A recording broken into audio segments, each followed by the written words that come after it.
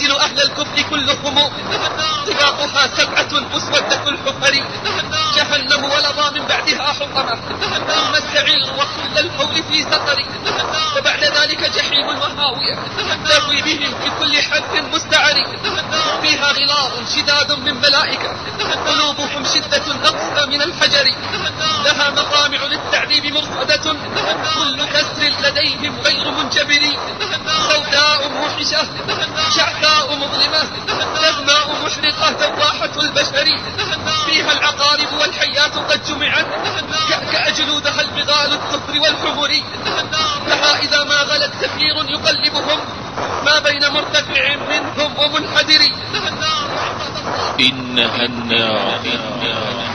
عباد الله كثير من الجهال اعتمدوا على رحمة الله وعفوه وكرمه ضيعوا أوامره ونواهيه تناسوا أنه شديد العقاب وأنه لا يرد بأسه عن القوم المجرمين.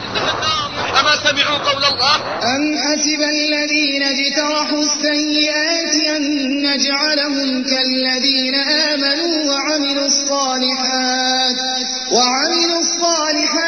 سواء محياهم ومماتهم ساء ما يحكمون. النار يا عباد الله ألا فليستحي العبد من ربه أن تكون نعم الله عليه نازلة في كل الحالات ومعاصيه إلى ربه صاعدة في كل الأوقات. وليعلم الجميع أن الله يمهل ولا يهمل وأنه إذا أخذ العصاة أخذهم أخذ عزيز مقتدر. وأنذرهم يوم الحسرة إذ قضي الأمر وهم في غفلة وهم لا يؤمنون. إنا نحن نرث الأرض ومن عليها وإلينا يرجعون.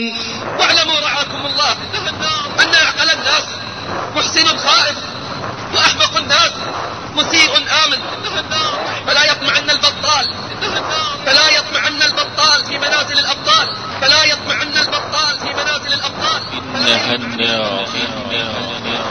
يا إخواني انجوا بأنفسكم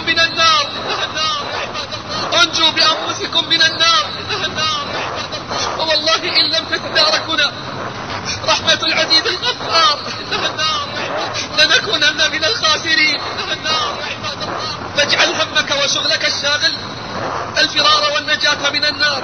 يا أيها الذين آمنوا قوا أنفسكم وأهليكم نارا وقودها الناس والحجارة عليها ملائكة غلاظ شداد لا يعصون الله